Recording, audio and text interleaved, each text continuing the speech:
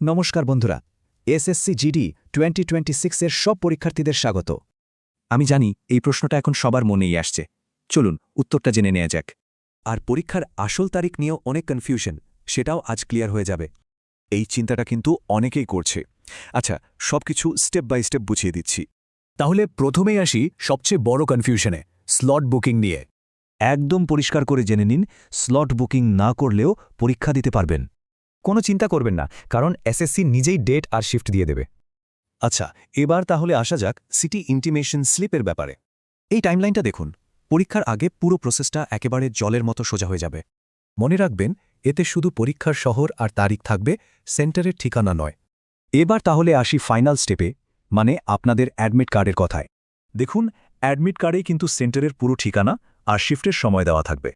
আর সবচেয়ে জরুরি কথা হলো, অ্যাডমিট কার্ড আসবে পরীক্ষার ঠিক 3 থেকে 5 দিন আগে। এবার খুব মন দিয়ে শুনুন, কারণ একটা ছোট্ট ভুলেও কিন্তু সমস্যা হতে পারে। এই 3টি জিনিস, অ্যাডমিট কার্ড, আসল আইডি আর ছবি, মাস্ট নিয়ে যেতেই হবে। আমার একটা সাজেশন থাকবে, সেফটির জন্য দুটো আলাদা আইডি প্রুফ সাথে রাখুন। নতুন ছবি রাখলে ভেরিফিকেশনের সময় কোনো সমস্যা হলে খুব সুবিধে হয়। শেষে আপনাদের জন্য কিছু খুব জরুরি পরামর্শ রইল। শুধু অফিসিয়াল ওয়েবসাইট ফলো করুন, গুজবে কান দেবেন না, আর পড়ায় ফোকাস রাখুন। সঠিক ইনফরমেশন আর স্মার্ট প্রিপারেশন থাকলেই সিলেকশন কিন্তু একদম পাক্কা। ধন্যবাদ, ভালো করে পড়াশোনা করুন। জয় হিন্দ।